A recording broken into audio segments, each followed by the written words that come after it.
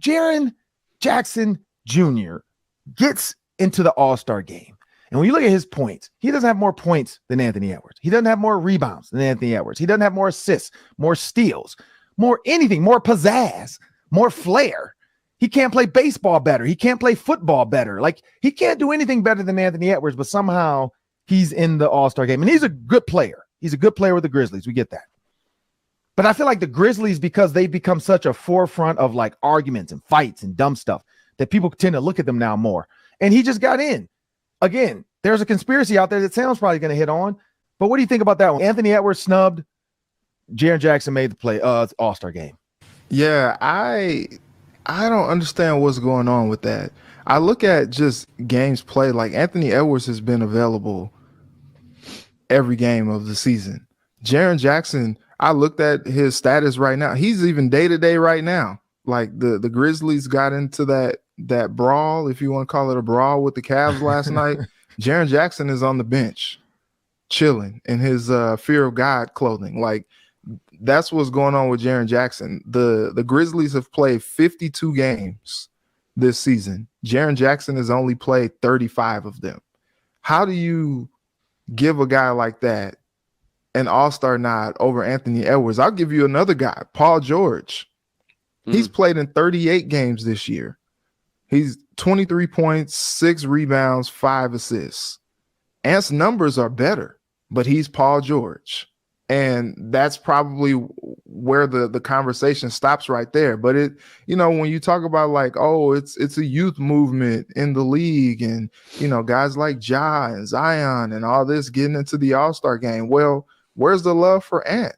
Is he not a burgeoning superstar in this league as well? I mean, he's proven it. Without Cat, he's going out there and leading the Wolves night in and night out. And he's not getting the respect that he deserves from the league. You know, these were voted in by NBA coaches. So the coaches in the league don't feel that Anthony Edwards is an all-star. And I'm just trying to understand what basketball they are watching that they feel like Jaren Jackson is a better player to vote in, that Paul George right now in his career is a better player to vote in than Anthony Edwards. Isn't he averaging like 8-9 more points per game than Jaren Jackson? Yes. Yeah.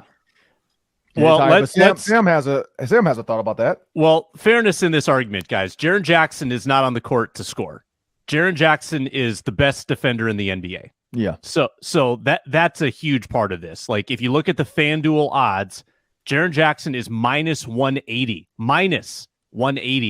to win the Defensive Player of the Year. Next closest is Bam Adebayo at plus 600. So far and away, Jaren Jackson is probably the best rim protector in the NBA. He has surpassed Rudy Gobert in that regard. Okay. So statistically, he's never going to live up to Anthony Edwards in any category except blocks and probably, I assume, rebounds, because he only 7 rebounds a game. Actually surprises me. Only averages like 6.7 rebounds a game, and as a guard averages 6 rebounds a game. Yep. Okay, so that's actually closer than I thought. But Ant nonetheless, I think, still has a better resume. Like, if you look at his stats from December 18th on, he's averaging 28, 6.4, and 5.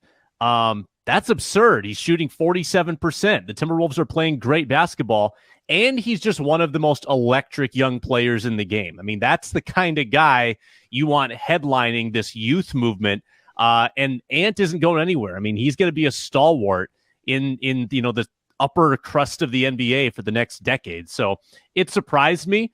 I don't know specifically, guys, if there is sort of an allotment of bigs versus guards. I know the NBA is very positionless now.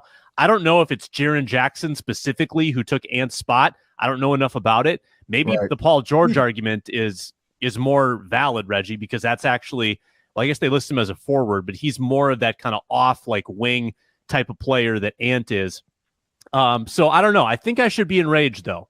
Now, the Jaren Jackson conspiracy you were alluding to, Ron, there some intrepid Redditor thought that Jaren Jackson was getting inflated blocks and inflated steals from the home statisticians. It was a really good theory. I was all in on it, but some people have gone back and debunked it mainly to to hold up his honor and credibility. So I think that was much ado about nothing, but I was here for it.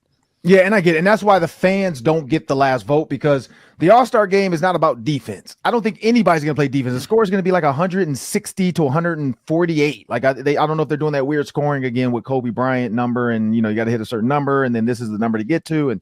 But they're not. People aren't tuning in to watch defense. That's why when it came to like Dennis Rodman being an All-Star and players like that, like, it's not about the defense. It's we're tuning in to watch somebody cross over, step back, go to the lanes, 360, dunk the ball, shoot threes from half court. That's why Steph Curry versus Trae Young was so fun to watch. Nobody's watching defense, but I get it. He probably didn't take Anthony Edwards' spot, but it's just another reason for Minnesota fans to just feel another way to be snubbed. Like Justin Jefferson gets snubbed when it comes to like MVPs and stuff like that. You got this person getting snubbed. Like, it happens.